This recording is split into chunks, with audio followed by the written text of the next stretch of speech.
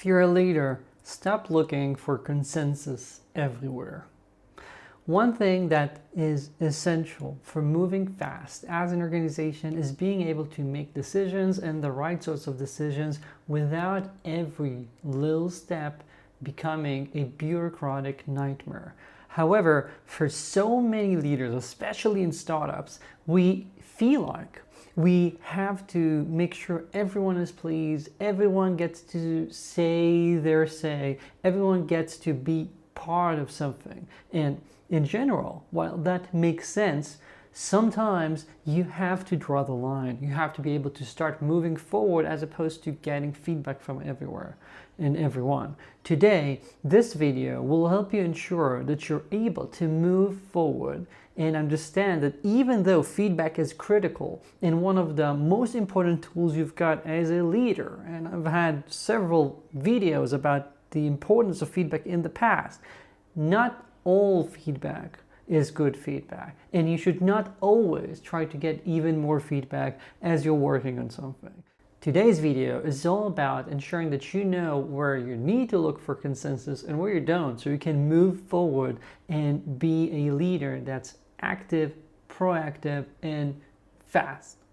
By the way, if you're new here, hi, I'm Aviv Ben-Yosef. I'm a tech executive, coach, and consultant. I help people just like you create teams worth leading, because life's too short to lead a mediocre team. And when we focus too much on consensus, you will get to a mediocre team more often than not. Now, let's start with something that I think is trivial to understand. We all care about our people.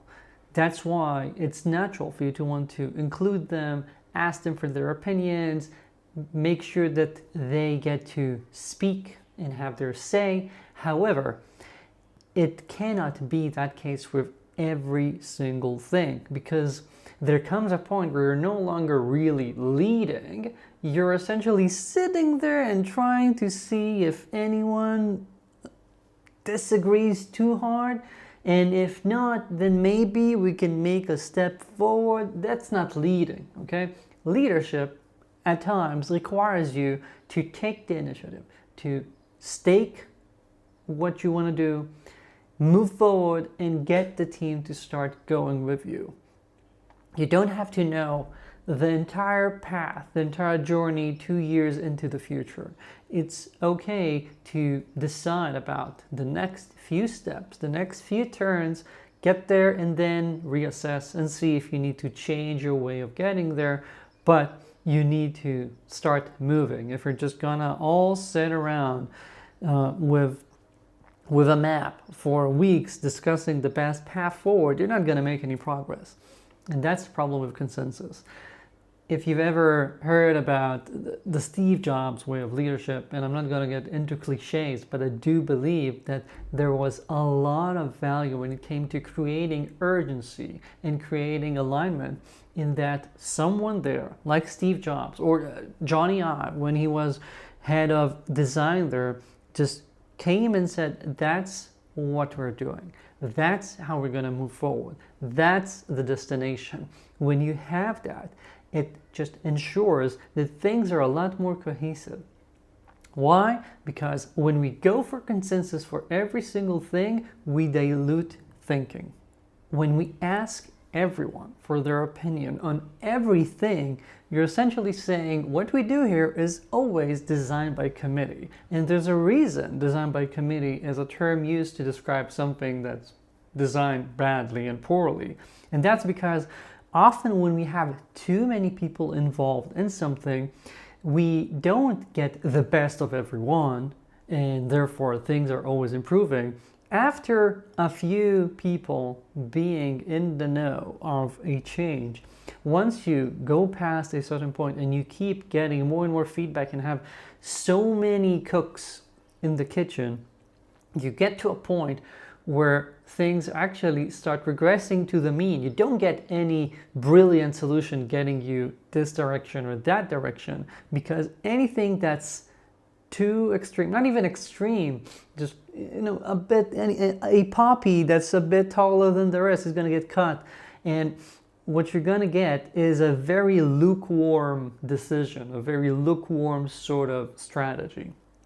And that I don't know, might work when you're thinking about the seating layout in the office, but often is not the right way to decide about a reorg for your organization, about the roadmap for the next year, about the company's strategy. Those require more direction, more gravitas, more leadership, and often leadership cannot be distributed over too many people. So when you always reach for consensus and you do that because you care too much about the people, or because, be honest with yourselves, because you're afraid of making the decision by yourself, when you do that, you're letting go of the ability to do something that's genuinely brilliant, that's genuinely not average. And as I said when we started, life's too short to lead mediocre and average teams. And you're gonna get exactly that if you keep consensusing everything. And I'm not sure that's a verb. But what you ought to do instead is to realize that if we don't ask everyone for their opinion, that doesn't automatically make you a bad manager. Asking for consensus is something that happens naturally to many leaders because you care about your people and you try to think what you would like to have happen to you if you are in their shoes. And that's very natural. And I agree that you do need to incorporate a lot of feedback when it comes to how you manage, when it comes to all sorts of initiatives that you have inside the company, especially if it's things that are related to their day-to-day work where they have some expertise.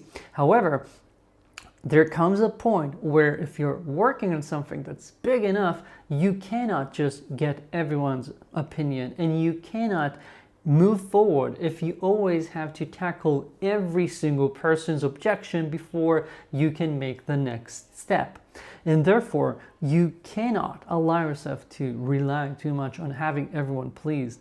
Your role is not to have everyone be happy all the time. That's not what leadership is. And actually, if people are always happy or not complaining a bit, you're probably coddling them too much. You're creating too many abstractions. You're letting them be too much in their comfort zone in a way that actually inhibits their growth, inhibits the team's ability of doing anything unique, special, creative, novel, because you're just always rehashing things that keep people comfortable where they're already accustomed to be. And we cannot allow that. So how should you move forward? How should you make things change in your company when you realize, okay, this is one of the cases where I am not looking for consensus? So first, start with having a real think. Sit down and think about what you're trying to achieve, what your goals are, what are the principles when it comes to deciding about your path forward. Be able to formulate these. Again, this is not, a thesis over 20 pages. We're talking about half a page of bullet points. Sit down, think a bit, make things orderly in your mind so you can actually have a reasonable debate over this should you need to, so that you can see that you have a case and it makes sense.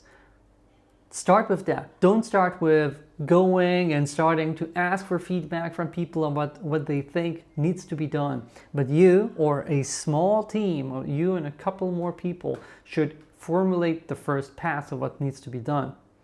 Then do get feedback, but not from everyone and together. Instead, pick a handful at tops for big organizations, a handful of people who have expertise, who are relevant, who you think are key stakeholders in the change, and talk to them. Ensure that what's important to them is covered. Hash things over with them to make sure that you're not missing anything critical. And that's what you need when it comes to internal feedback. Get a few critical people. Often after a handful of people, every extra person you ask is not adding enough value and benefit in the improvement of the plan and the improvement of what you're going to be doing, but actually, again, regresses things to the mean, takes out more and more of the punch of what you were trying to achieve initially. So ask a handful of people you trust, get their feedback. It doesn't mean that you have to accept their feedback. It doesn't mean that you have to make every single one of their objections gone, but take that into consideration, talk to them, have them prepared, especially if they're critical for the success of the change that you want to do. And then, lastly, announce the change. This is very different than having a team meeting where you're all going to decide about how you're going to do things, or sitting with all the managers in your organization to ensure that everyone's okay with the reorg, sitting with them one by one, etc. Once you know what you want to do, once you've talked to the key stakeholders, once you've gotten a bit of feedback to ensure that there's no glaring hole here, not missing anything obvious or huge. Once you have that down, sit down and relay your decision, relay the framework. Those are the bullet points we've created about what we wanted to achieve, what were the constraints or the values we wanted to act by, why we made these decisions, and that's it. If anyone still has any critical objection, of course, they can come to you and you'll hash it out personally, but you show them what you want to do, you show them the path forward, you say those are the steps we're gonna be taking, and therefore you're already creating momentum. You're not in this weird limbo that I see way too often where teams literally spend months deciding on a reorg that's gonna change like 3 teams over 20 people. And I'm seeing that regularly, where we spend quarters moving slower than a glacier just because we want to ensure that everyone is happy, no one has any objections, we're not at the risk of losing any single person. And again, every person you have in your team, I'd like to believe, is important and critical and helpful. But that does not mean that you should always be working in a way that's looking for consensus and means that you're essentially going to maintain a status quo. That's not a way for a startup to win. That's not a way for creating anything that's substantially new, that's genuine, and that can create and drive a change in your company's direction. If you just want to continue doing the same stuff you've been doing, there's no need for a change. There's no need for a consensus. Just sit there. But that's not leadership. That's not taking the lead. That's just, I don't know, sitting in the backseat and scrolling through things on your phone. I don't think that's what you want to do. I don't think that's the best you can do. So take that into consideration. That's it for this video. Thank you. If you have any objections, this time I'm gonna ask you to let me know, because I do care about that type of feedback. So write to me in the comments or write to me in my email that's in the video description.